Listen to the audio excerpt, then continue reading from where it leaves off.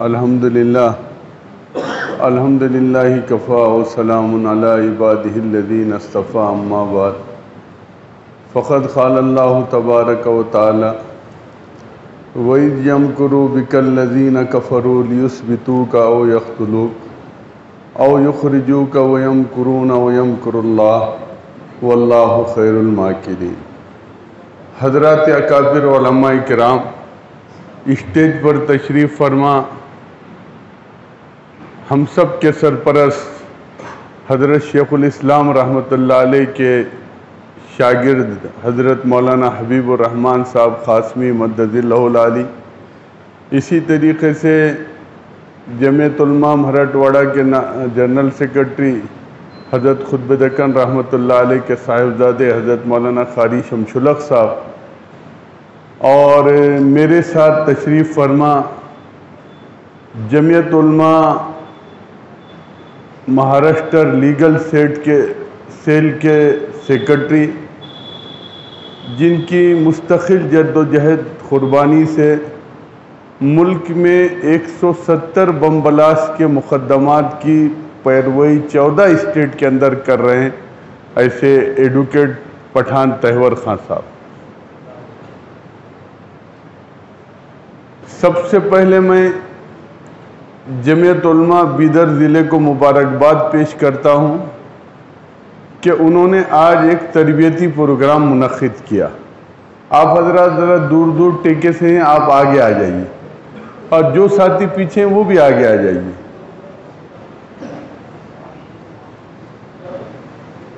آ جائیے، یہ کوئی بڑا مجمع نہیں ہے اور نہ ہم کو بڑے مجمع کی ضرورت ہے، معاف کیجئے گا، بڑے مجمع کا یہ پروگرام ہی نہیں ہے۔ اور جو حضرات باہر ہیں، منتظمین ہیں، ان سے بھی میری درخواست ہے کہ وہ بھی اندر تشریف لائیے۔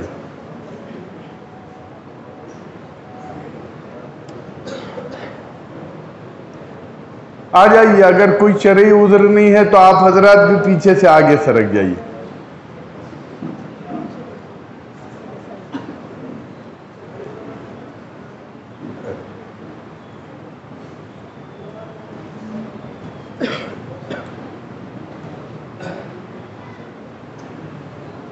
جمعیت علماء بیدر ضلع کے تمام عہدیداران اور اراکین کا یہ تربیتی کیمپ ہے۔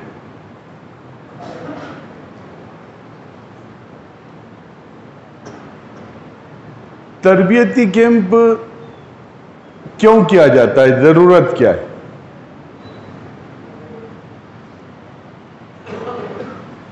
ہر سنگٹن، ہر تنظیم اپنے ورکر کا تربیتی کیمپ کرتی ہے۔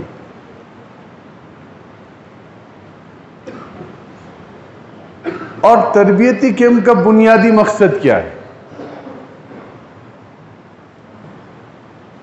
آپ جس جماعت سے جڑے ہیں اس کی تاریخ تو ایسی تاریخ ہے کہ اگر آب زر سے لکھا جائے تو تاریخ مٹ نہیں سکتی۔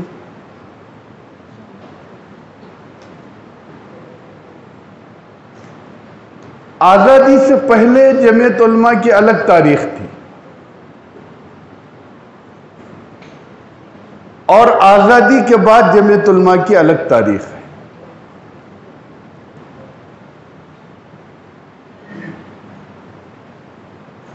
آزادی سے پہلے جو جمعیت علماء کی تاریخ تھی،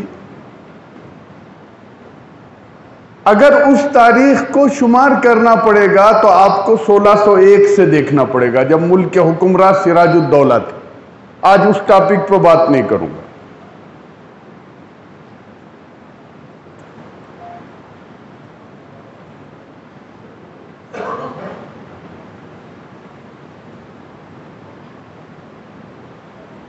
اس کی دوسری کڑی آئی 1799، جب حضرت ٹیپو سلطان رحمت اللہ علیہ کی شہادت ہوئی اور آپ کی لاش خون میں تڑپنے لگی۔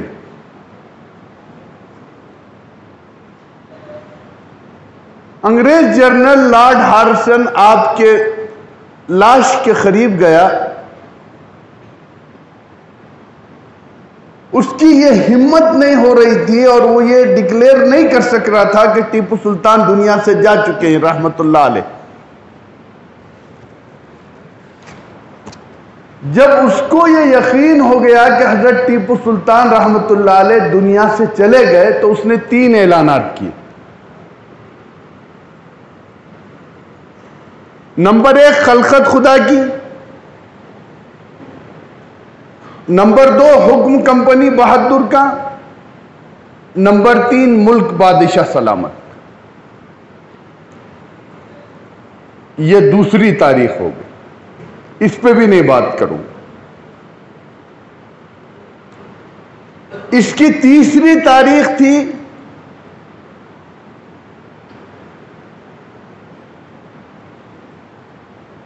1914 میں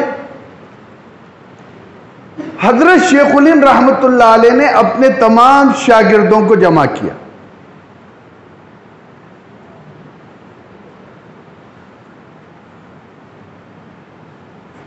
اور آپ کے سب سے چہیتے شاگرد مولانا عبید اللہ سندھی جو سکھ تھے،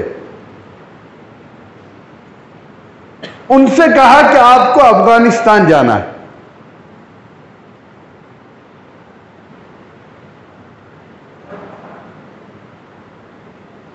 اور حضرت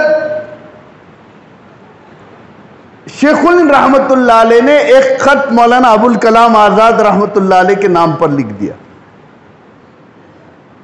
کہ عبید اللہ سندھی کو کابل جانا ہے، میں نے بھیجنے کا فیصلہ کیا ہوں، تم عبید اللہ سندھی کے لیے 5000 روپے کا انتظام کیجیے۔ تو جب مولانا عبید اللہ سندھی دلی پہنچے مولانا ابوالکلام آزاد رحمت اللہ علیہ کے پاس، تو مولانا ابوالکلام آزاد رحمت اللہ علیہ نے اس خط کو 7 بار پڑھا اور مولانا عبید اللہ سندھی کو 7 بار دیکھا۔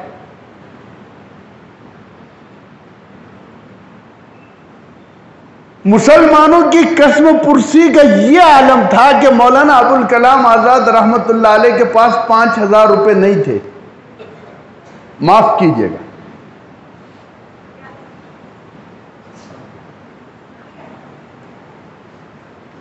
دو دن مولانا عبید اللہ سندھی کو دلی میں رکنا پڑا، اور دلی میں ایک حاجی سیٹ ہوا کرتے تھے۔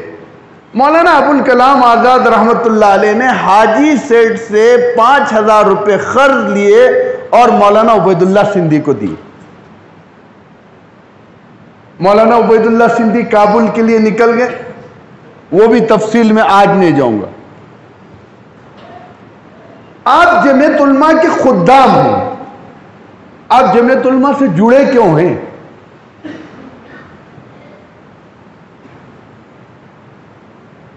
آپ کے پاس تو بہت سی تنظیمیں تھیں، آپ کا جمعیت علماء سے جڑنا کس مقصد کے لیے ہوا ہے؟ اگر آپ نے اپنا مقصد طے نہیں کیا ہے تو آپ کا جڑنا کارآمد نہیں۔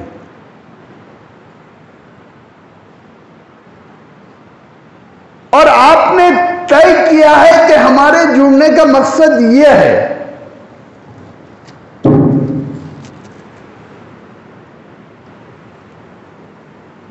اور ہم اس آئیڈیالوجی کے تحت جڑے ہیں۔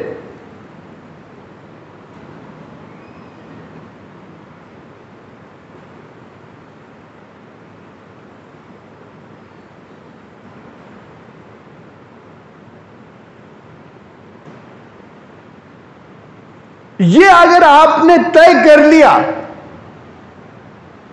تو بیدر ضلع جمعیت ملک کی نمبر 1 جمعیت بن جائے گی۔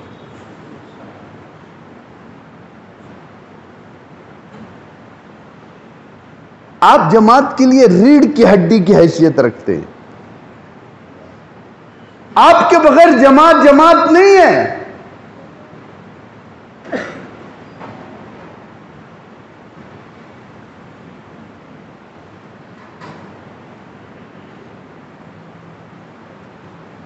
ریشمی رومال تحریک کا جو مین مقصد تھا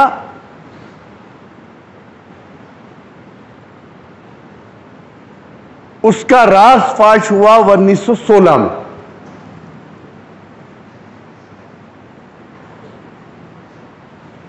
اس کی لمبی تفصیل ہے لیکن اس کے بغیر آپ جمعیت کو سمجھ نہیں سکیں گے.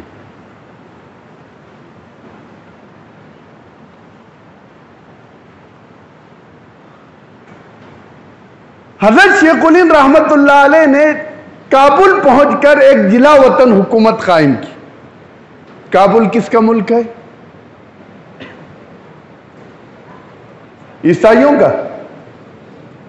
کس کا ہے؟ اگر وہاں سے کوئی تحریک شروع ہو رہی تو اس کا صدر کون ہونا چاہیے؟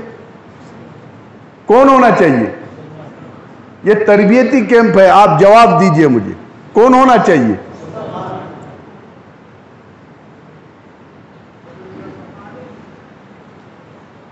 انیس سو 16 کے اندر حضرت شیخ الہند رحمت اللہ علیہ نے جلا وطن حکومت قائم کی. اس کا صدر بنایا راجہ مہندر پرتاپ جو متھرا کے راجہ تھے.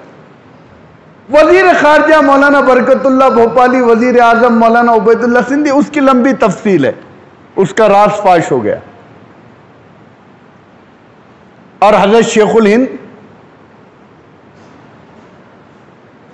حکومت بنا کے،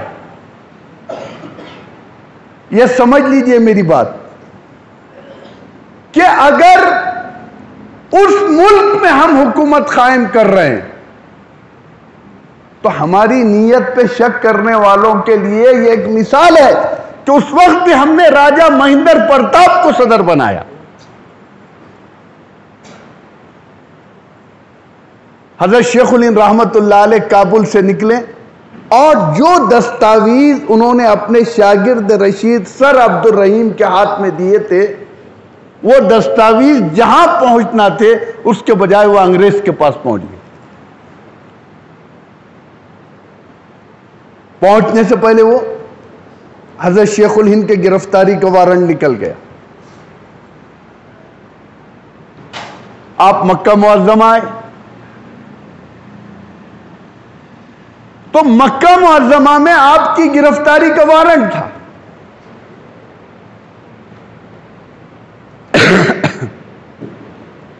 آپ کو گرفتار کر لیا گیا. سمجھ لیجئے، یہاں ایک نکتہ دے رہا ہوں آپ کو. اس زمانے میں شیخ العربی والعجم شیخ الاسلام مولانا حسین احمد مدنی رحمت اللہ علیہ مدینہ منورہ میں بخاری شریف کا درس دیتے تھے. انہوں نے اپنے شاگردوں کو جمع کیا. معاف کرنا، لوگ یہ کہتے کہ شیخ الہند کے ساتھ شیخ الاسلام کی بھی گرفتاری کا وارنٹ تھا. نہ، شیخ الاسلام کی گرفتاری کا وارنٹ نہیں تھا. آپ اتنے مقبول تھے کہ آپ کا درس ساری دنیا کے اندر مقبول تھا. آپ نے اپنے شاگردوں کو جمع کیا اور جمع کر کے کہا کہ تم یہ کہو کہ شیخ الہند اصل نہیں ہے، اصل حسین احمد ہے. تو شاگردوں نے کہا ہم یہ نہیں بول سکتے. حضرت نے کہا میں تمہارا درس بند کر دوں گا.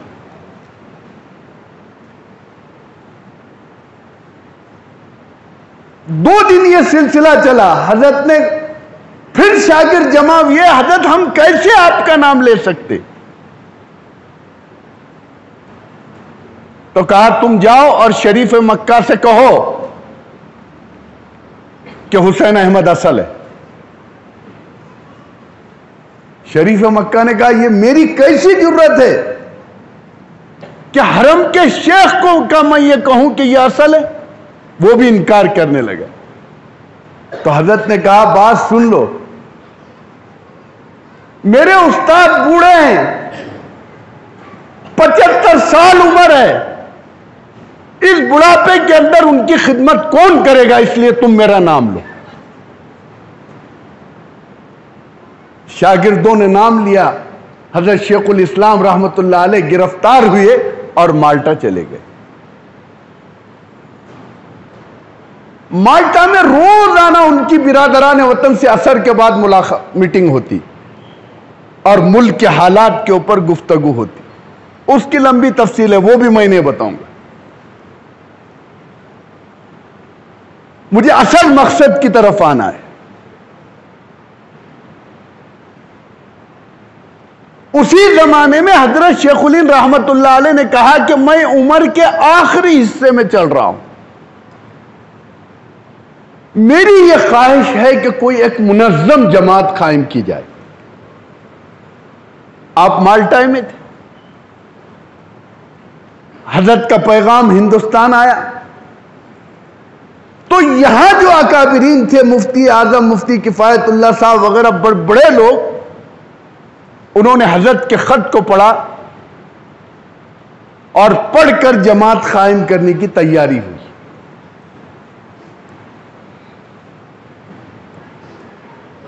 اور تیاری ہوئی اور نام طے ہوا جمعیت علماء ہند. اب اس کا مسودہ دستور بنا اور اس کا دستور بن کے پھر وہ مالٹا گیا، پھر وہ تصحیح کے لیے یہاں آیا ہندوستان، پھر مالٹا گیا، پھر حضرت کا خط آیا کہ اب میرا انتظار مت کیجئے. سمجھ لیجئے میری بات. حضرت نے کہا اب میرا انتظار مت کیجئے، اب باضابطہ آپ جو ہے ایک دستوری جماعت کا اعلان کر دیجئے.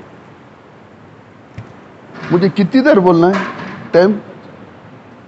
پٹھان صاحب کی تو اصل بات ہونا ہے نا. یہ لوگ بھی تو لیٹ کرے ہوئے ہیں نا، ان کو بھی تو سزا ملنا کھانے میں. 10 بجے کا ٹائم تھا. ہمارے پاس جتنے تربیتی کیمپ ہوتے 10 بجے بولے تو 10 بجے حاضر ہوتے. میں آپ کو ایک واقعہ بتاتا ہوں. ملک کے وزیر اعظم لال بہادر شاستری تھے. لال بہادر شاستری نے، جنگ چل رہی تھی ملک کی، انہوں نے آر ایس ایس کے چیف کو فون کیا اور کہا کہ ہم کو کشمیر میں فوج کو اتارنا ہے، کشمیر ایئرپورٹ پہ، اور وہاں پر برف جمی ہوئی ہے. اور کب فون کیا تھا؟ رات میں 1:13 پر.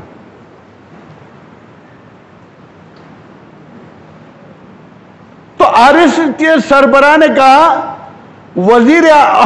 اس نے یہ بھی کہا کہ ہم کو وہاں کے لوگوں پر بھروسہ نہیں ہے.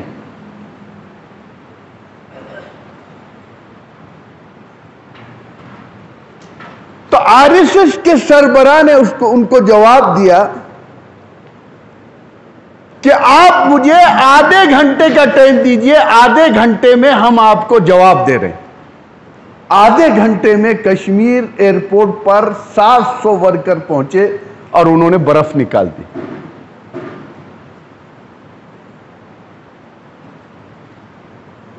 تنظیم اور سنگٹن، اور آپ تنظیم کے خدام.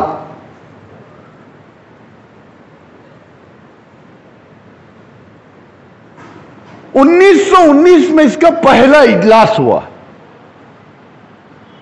اور حضرت مفتی اعظم مفتی کفایت اللہ صاحب رحمت اللہ علیہ کو اس کا صدر منتخب کیا گیا.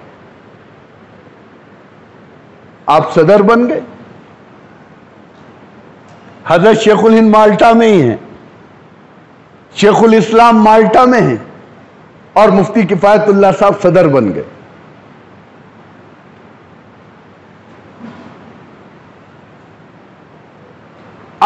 مارچ 1920 کو حضرت شیخ الہند واپس آئے اور جماعت کب قائم ہوئی؟ 1919 میں. اور حضرت کی غیر موجودگی میں پہلا اجلاس امرتسر میں ہوا. دوسرا اجلاس حضرت کی موجودگی میں طے ہوا، لیکن بیماری کی وجہ سے حضرت اجلاس میں شرکت نہیں کر سکی. تو آپ کس کے وارث ہیں؟ حضرت شیخ الہند مولانا محمود الحسن رحمت اللہ علیہ. یہ سمجھ لیجئے میری بات. جماعت قائم ہوئی. جماعت دستوری اعتبار سے پورے ملک میں نافذ ہوئی. جماعت قائم ہونے کے بعد 1919 سے 1947 تک جماعت کی ایک الگ پہچان رہی.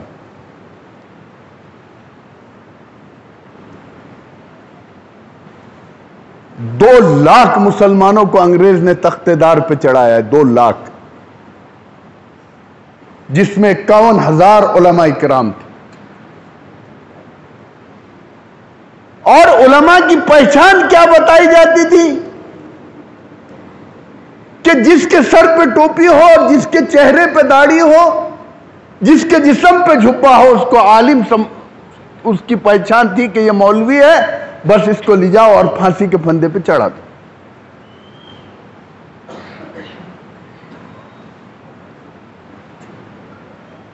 ایک وقت یہ آیا کہ ملک آزادی کے قریب آ گیا.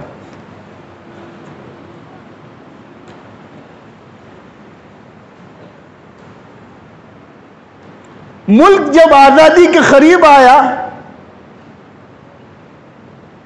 تو شاید 1936 میں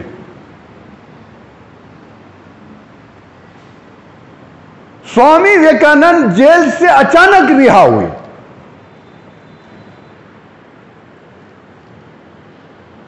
کوئی مقصد نہیں تھا، سب ایک ساتھ تھے. ملک کی تاریخ میں ایسا ہندو مسلم اتحاد کبھی نہیں دیکھا گیا تھا جو خلافت کے زمانے میں تھا. کبھی نہیں دیکھا گیا تھا ایسا اتحاد. اچانک سوامی جیل سے رہا ہو گئے.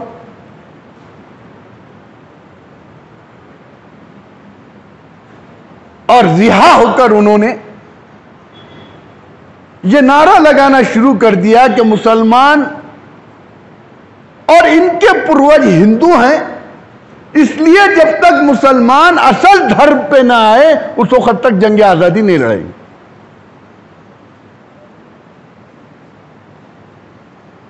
گاؤں کے گاؤں ہندو ہونا شروع ہو گئے.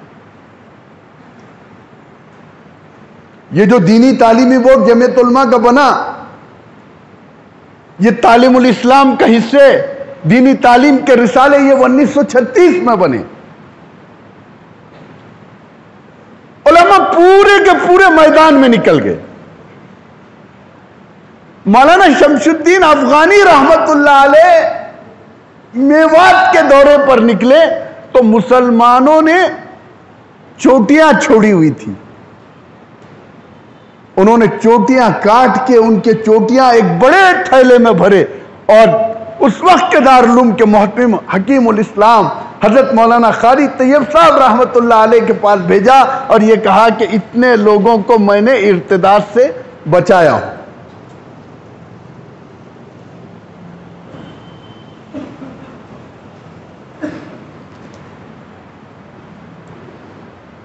شدھی تحریک زور پہ چلی.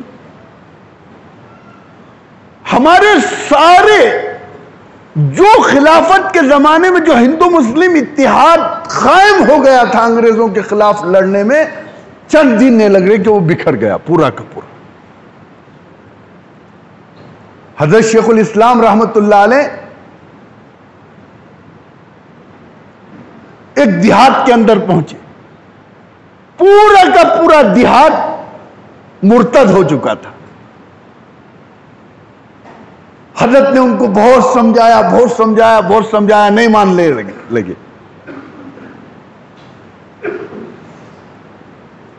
ان سے کہا حضرت نے کہ بھائی تم ایسا نہیں کر سکتے.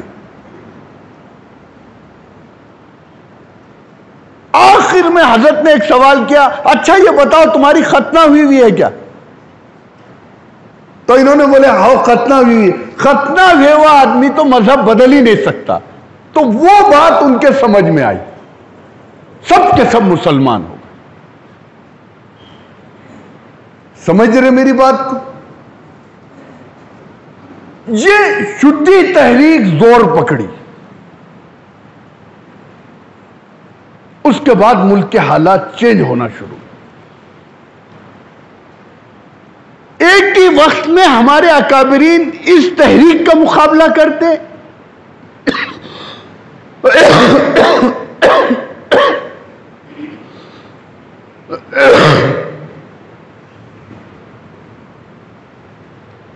دوسرا کام یہ کرتے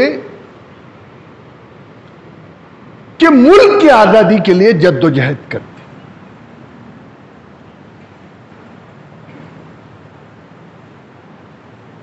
ملک آزادی کے قریب آیا، سمجھ لیجئے جمعیت علماء کے خدام، ذہن میں رکھیے بات کو،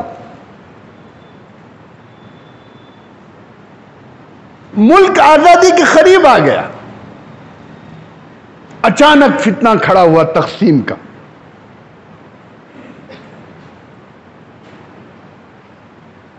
اس تقسیم کے فتنے نے ملک کے اندر قتل عام چالو کر دیا، خون کی ندیاں بہنے لگی۔ بنگال، بہار، آسام، دلی، اور مسلمان کیا نعرہ لگاتا تھا کہ کٹ کے لیں گے، مر کے لیں گے، پاکستان لے کے رہیں گے۔ حضرت شیخ الحدیث مولانا زکریا صاحب رحمۃ اللہ علیہ نے اپنی آپ بیتی کے اندر لکھا ہے کہ رمضان المبارک کا زمانہ تھا اور میں بنگلے والی مسجد کے اندر محصور تھا،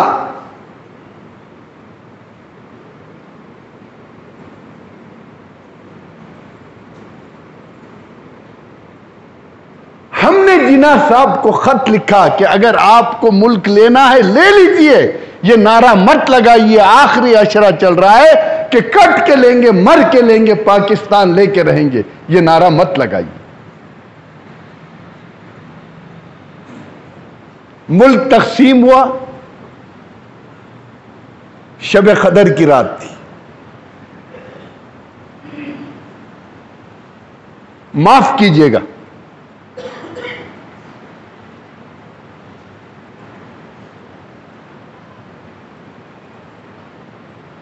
لوگ کہتے کہ قوم علماء کے ساتھ تھی، یہی کہتے نا، قوم علماء کے ساتھ تھی۔ اگر قوم علماء کے ساتھ تھی تو کیا جرم تھا مولانا حسین احمد مدنی کا کہ ان کے داڑھی میں شراب پھینکی جا رہی تھی؟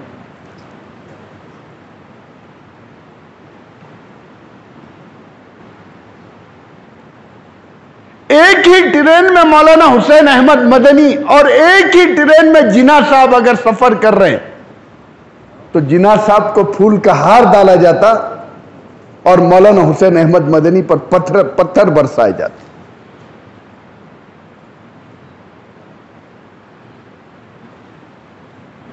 کیا جرم تھا مولانا ابوالکلام آزاد رحمت اللہ علیہ کا کہ احمد نگر کی جیل میں ہیں اور اہلیہ کے جنازے پہ لاٹھیاں برسائی جا رہی؟ آر ایس ایس والوں نے برسائے تھے، مسلمانوں نے برسائے تھے۔ میں یہاں آپ کو ایک نکتہ دے رہا ہوں، ملک تقسیم ہو گیا اور جن کو آپ قائد اعظم مان رہے تھے ان سے لوگوں نے سوال کیا کہ بتاؤ ہندوستان کے مسلمانوں کا کیا ہوگا؟ انہوں نے کہا ہم نے ہندوستان کے مسلمانوں پہ فاتحہ پڑھ دی۔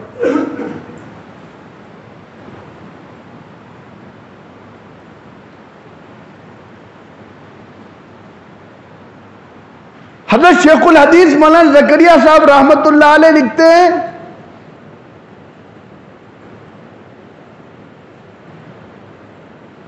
کہ لوگ نظام الدین کے گراؤنڈ میں گاڑیاں لا کے پھینکتے اور چابیاں بنگلے والی مسجد کے اندر پھینک دیتے۔ اور حضرت نظام الدین اسٹیشن پہ چلے جاتے. جب جاتے اور ٹرین چلے جاتی تو کبھی 300 بچے، کبھی 400 بچے، کبھی 500 بچے، کبھی 800 بچے ریلوے اسٹیشن پہ پڑے ہوئے ملتے. پرانے قلعے کے اندر 2 لاکھ مسلمان محصور تھے، 2 لاکھ. اور جو ٹرینیں ملک سے باہر جاتی، ملک کے اندر آتی، سب قتل عام. سمجھ لیجئے، یہاں ایک نقطہ دے رہا ہوں، اصل مقصد کی طرف ابھی نہیں آیا ہوں.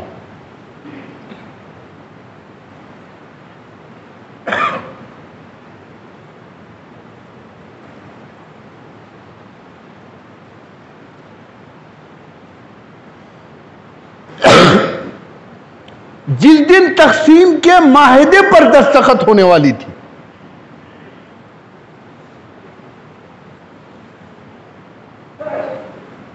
اس وقت گاندھی جی گجرات میں تھے.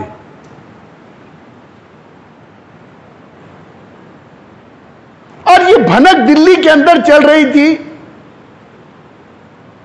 کہ ملک تقسیم ہو گیا، ملک تقسیم ہو گیا. گاندھی جی دلی آئے تو مفتی اعظم مفتی کفایت اللہ صاحب رحمت اللہ علیہ، مولانا احمد سعید دہلوی رحمت اللہ علیہ، ڈاکٹر مختار انصاری، قربان جائیے مجاہد ملت مولانا حفظ الرحمان سہاروی رحمت اللہ علیہ، سب گاندھی جی کے پاس پہنچے. جمعیت علماء نے کیا کیا؟ یہ جو نعرہ دیتے نا جمعیت علماء نے کیا کیا، یہ اس کا جواب سن لیجئے. سب گاندھی جی کے مکان پر پہنچے اور پہنچنے کے بعد گاندھی جی سے مولانا حفظ الرحمان صاحب رحمت اللہ علیہ نے بات کی اور یہ کہا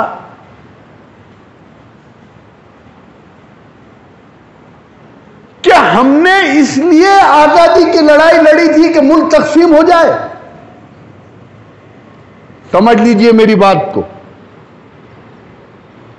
ہم نے اس لیے لڑائی لڑی تھی کہ ملک تقسیم ہو جائے. گاندھی جی نے کہا کہ ملک قطعاً تقسیم نہیں ہوگا، ملک اگر تقسیم ہوگا تو میرے لاش پہ سے گزر کے تقسیم ہوگا. سمجھ رہے؟ صبح میں یہ پتا چلا کہ گاندھی جی نے بھی اس فارمولے کے اوپر دستخط کر دی.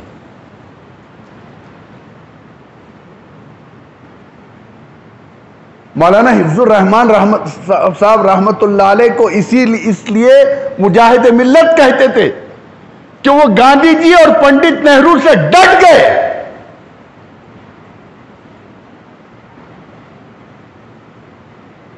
اور کہا کہ ہم کو تقسیم منظور نہیں. ڈرافٹنگ کمیٹی کی رپورٹ اٹھا کر دیکھیے، آپ کو تقسیم منظور ہے، جمعیت علماء کو تقسیم منظور نہیں ہے. اور صرف تقسیم منظور نہیں ہے یہ نہیں کہا، بلکہ ڈٹ کر ہندوستان کا دستور سیکولر بنایا اور کہا کہ اس ملک میں جتنا جینے کا حق پنڈت نہرو کو ہے اس سے زیادہ جینے کا حق حفظ الرحمان کو. اگر ہندوستان میں مسلمان سر اٹھا کر زندہ ہے، اگر وہ کسی جماعت کی دین ہے تو وہ جماعت ہے جس کا نام ہے جمعیت علماء ہند. جن کو آپ نے قائد مانے تھے انہوں نے تو فاتحہ پڑھ کے چلے گئے تھے آپ کے اوپر، لیکن ہندوستان میں مسلمانوں کو جو بسایا 3 اکابرین تھے، اکابر ثلاثہ جن کو کہا جاتا ہے. حضرت شیخ الحدیث نے کہا میرے متوسلین سب مکہ معظمہ گئے ہوئے ہیں، ان کا اصرار ہے کہ میں وہاں شفٹ ہو جاؤں. مولانا عبد القادر صاحب رائے پوری رحمت اللہ علیہ نے کہا ہمارے سارے متوسلین پاکستان میں ہیں، ان کا اصرار ہے کہ میں وہاں شفٹ ہو جاؤں.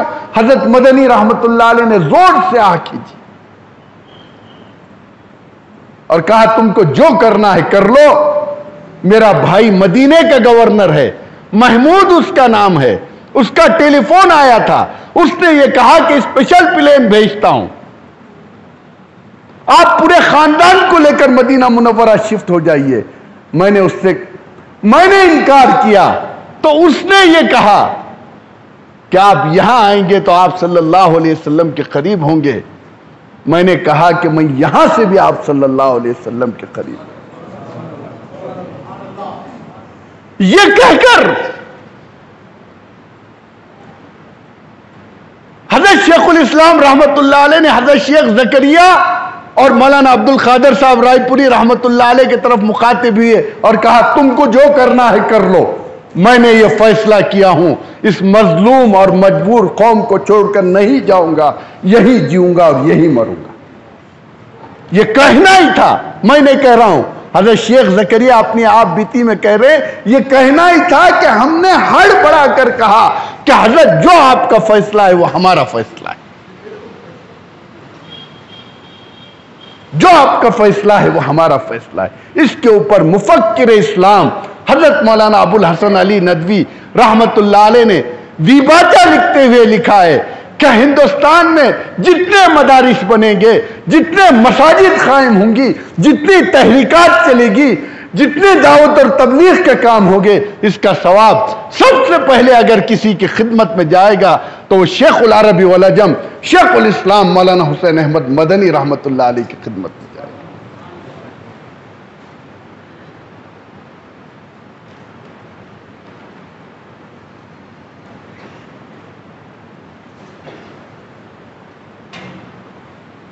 یہ فیصلہ لیا تھا اور کوئی موبائل نہیں تھا۔ حضرت شیخ زکریا واگا بارڈر پر بیٹھے ہوئے تھے، شیخ الاسلام مولانا حسین احمد مدنی ملک کا دورہ کرتے تھے، اور اس دکن کے اندر، اس بیدر کے اندر 3 شخصیات کی قربانی ہے۔ نمبر 1 مجاہد ملت مولانا حفظ الرحمان سیاروی رحمت اللہ علیہ نے اس بیدر ضلع کے اندر حیدرآباد سے لے کر عثمان آباد تک 7 سفر کیے ہیں، 7 سفر۔ اور اس بیدر کے اندر تو پنڈت نہرو کو ساتھ لے کر آئے۔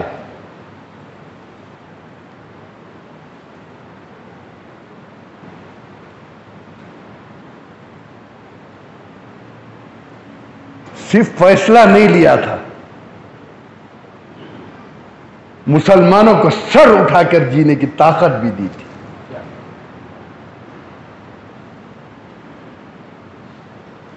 سب چلے گئے تھے، معاف کرنا، سب چلے گئے تھے، پڑھا لکھا سب طبقہ۔ وہ لوگ رہ گئے تھے کہ جن کے پاس جانے کے لیے پیسہ بھی نہیں تھا۔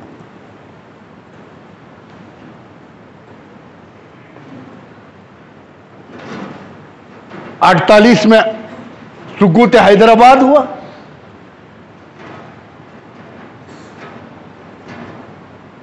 یہاں کے اس دکن کے اندر مولانا ابو الکلام آزاد رحمت اللہ علیہ، شیخ الاسلام مولانا حسین احمد مدنی رحمت اللہ علیہ، مجاہد ملت مولانا حفظ الرحمان سیاروی رحمت اللہ علیہ حیدرآباد پہنچے، بورڈ لگے ہوئے تھے، کافر آیا، کافر آیا، کافر آیا۔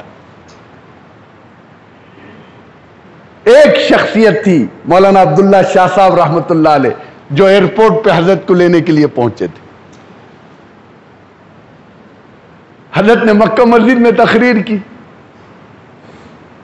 بات چیت کے لیے آئے تھے، آپ ضم ہو جائیے، آپ کے مسائل ہم سرکار کے سامنے منواتے۔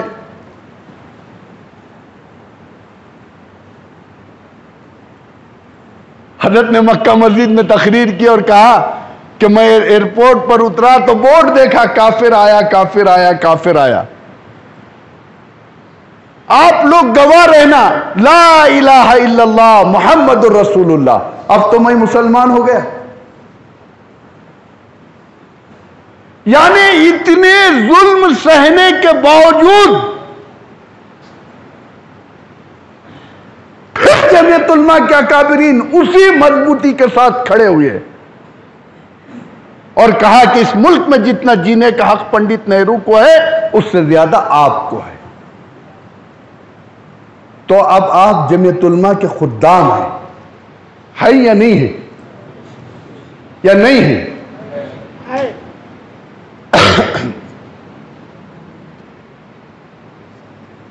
جماعت کی آئیڈیالوجی کیا ہے جس کے لیے آپ کو جوڑا گیا ہے؟ ہوا کا رخ کیا تھا؟ ہوا کا رخ تھا کہ کٹ کے لیں گے، مر کے لیں گے، پاکستان لے کے رہیں گے. یہ تھا نا ہوا کا رخ. ہمارے اسلاف نے ہوا کے رخ کو موڑا. اسی لیے مولانا عطا اللہ شاہ بخاری رحمت اللہ علیہ فرماتے تھے کہ قائد اور لیڈر میں فرق ہوتا ہے. لیڈر ہوا کے رخ پہ چلتا ہے اور قائد ہوا کے رخ کو موڑ کے چلتا ہے. ہوا کا رخ تھا کٹ کے لیں گے، مر کے لیں گے، پاکستان لے کے رہیں گے. ہمارے اسلاف اور ہمارے اکابرین نے ہوا کے رخ کو موڑا اور یہ نعرہ دیا، اسی گلی کی ہے خاک سے، یہی خاک اپنی ملائیں گے، نہ بلائے آپ کے آئے ہیں نہ نکالے آپ کے جائیں گے. یہ تھا یا نہیں ہوا کا رخ؟ یہی تھا نا.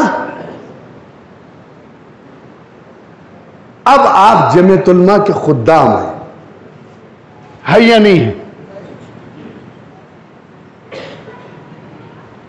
مجھے اگر یہ تربیتی کیمپ کے جگہ اگر جلسہ مفتی غلام یزدانی صاحب، مولانا تصدق صاحب بول رہے، خدا کی قسم کھا کے بول رہا ہوں میں بالکل نہیں آتا. نہیں، مجھے کوئی جلسے سے لینا دینا نہیں رہتا کسی جگہ. کیوں؟ جماعت کی آئیڈیالوجی آپ سمجھ لیے تو جماعت گراؤنڈ سے کھڑے ہو گئی. اور آپ جمعیت علماء کے کتنے بھی عہدیدار بن جائے، اگر آپ نے جماعت کی آئیڈیالوجی نہیں سمجھی تو ایسے کاغذی عہدیدار تو کتنے بھی ہیں پڑے ہوئے.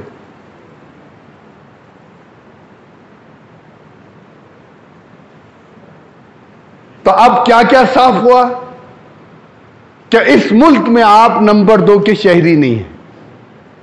سمجھ میں آ گیا کہ نہیں آیا؟ کانگریس نے ماننے کے باوجود ہم نے تقسیم کے معاہدے پہ دستخط نہیں کی. آیا سمجھ میں؟ آیا؟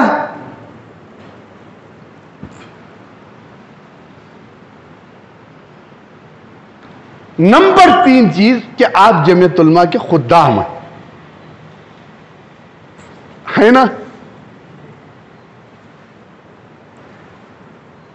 تو جمعیت علماء کے خدام کی ذمہ داری کیا ہے؟ عام طور پہ ہمارا مزاج بن گیا کہ ضلع باڈی میں 3 نائب صدر، 4 نائب صدر ہیں کہ 3؟ 4 نائب صدر ہیں. ہم نے مہاراشٹر میں وہ 4 نائب صدر کو ختم کر کے صرف 2 نائب صدر کر دیا. وہ جو 4 نائب صدر رہتے وہ اس انتظار میں رہتے کہ صدر کب مریں گا تو ہم کام کریں گے. یہ بتائیے یہی سوچ ہے نا ہماری؟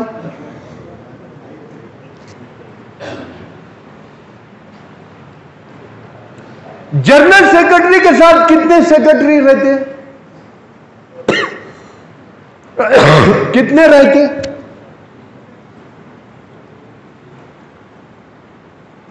2 سیکرٹری رہتے. وہ سیکرٹری کیا بولتے؟ وہ سیکرٹری بولتے کہ جنرل سیکرٹری ختم ہوا تو پھر ہم کام کریں گے. دیکھیے باطل تنظیموں میں اور ہم میں کیا فرق ہے، سمجھ لیجئے میری بات کو. ہمارے پاس صدر کو شطرنجی بچھانے سے لے کے سامان واپس کرے تک کام کرنا پڑتا ہے. کرنا پڑتا ہے یا نہیں کرنا پڑتا؟ کرنا پڑتا ہے یا نہیں؟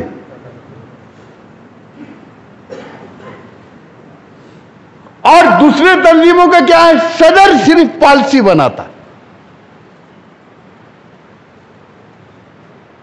جنرل سیکرٹری نفاذ کرتا، نائبین صدر اس کی مدد کرتے۔ میں آپ کو واقعہ بتا رہا ہوں، پٹھان صاحب موجود ہے، ابھی کل جو بچے شولاپور کے چھٹے وہ 13 سال کے بعد چھوٹے، 13 سال کے بعد۔ اور ہمارے پاس اتنے بڑے بڑے کیس ہیں۔ ایک کیس تھا جرمن بیکری، جس کو پونا سیشن کورٹ نے 5 بار پھانسی اور 6 بار عمر قید کی سزا سنائی تھی، اور اس کو ہائی کورٹ نے باعزت بری کر دیا۔